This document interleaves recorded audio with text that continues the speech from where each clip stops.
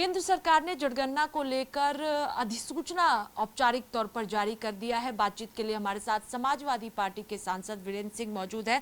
Sir, लगातार जो है जातीय जनगणना की मांग आप लोग कर रहे थे, जनगणना की बात कही जा रही थी। अब सरकार द्वारा औपचारिक तौर पर अधिसूचना जारी कर दी गई है, क्या कहेंगे?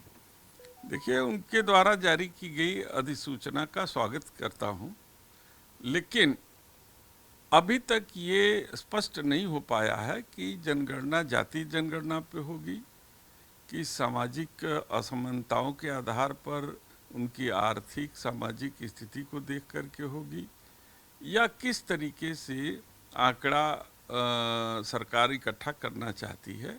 इसको स्पष्ट रूप से उनको देश के सामने लाना चाहिए, क्योंकि हमारे राष्ट्रीय अध्यक्ष जी ने स्पष्ट मांग की, हमारी समाजवादी सहित समस्त अपोजिशन पार्टी की भी मांग थी कि जातीय जनगणना जो है कराई जाए, ताकि ये पता चल सके कि हमारी संख्या कितनी है और उसके आधार पर देश के संसाधन में हमारी हिस्सेदारी कितनी है और कितना हमें हिस्सेदारी मिलनी चाहिए।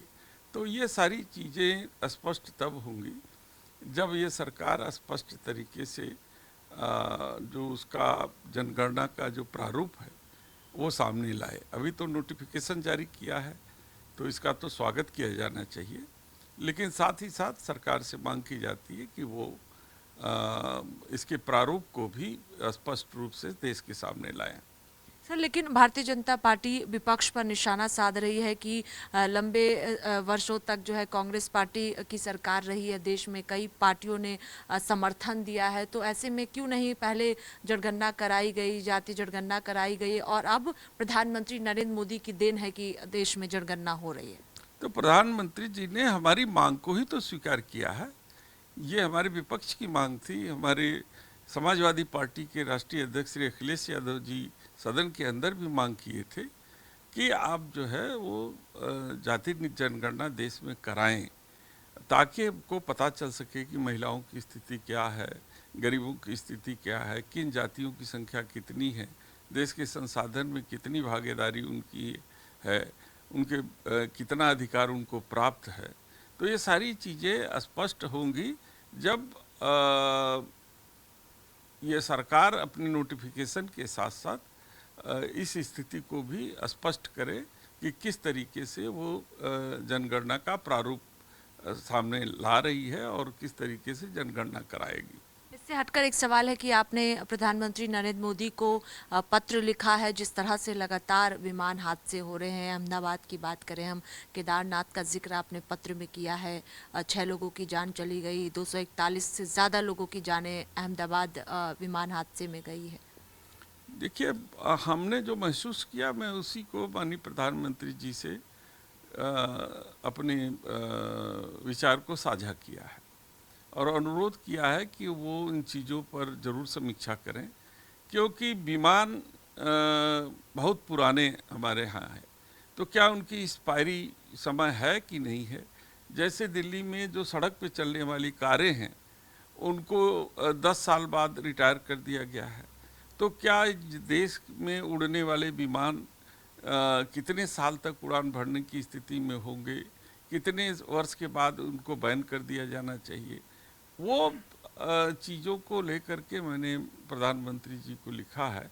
और जो हमने केदारनाथ जी और बद्रीनाथ जी का यात्रा किया था दर्शन के लिए, वो उस समय जो हमारा अनुभव था, जिस तरीके से एविएशन कंपनियों के द्वारा यात्रियों के साथ लूट मचा रखी है और जो सेफ्टी पॉइंट पर जो रख रखाव है उनका एकदम से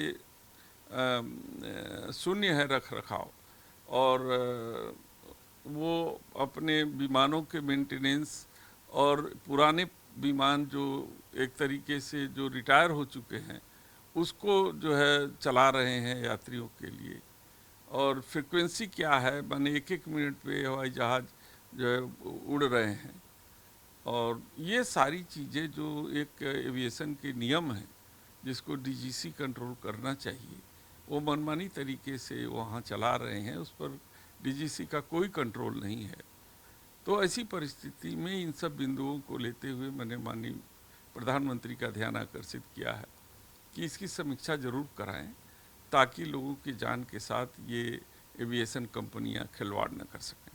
बहुत शुक्रिया बातचीत के लिए। देखिए, साफ तौर पर कहना है कि अखिलेश यादव लगातार जनगणना की बात कर रहे थे, जाति जनगणना की मांग विपक्षी पार्टियों की ओर से की जा रही थी। यही वजह है कि सरकार ने नोटिफिकेशन जारी किया है और ये फैसला किया है कि जनगणना की जाएगी। कैमरा पर्सन सचिन के साथ स्वाति पाठक, भारत समाचार, दिल्ली।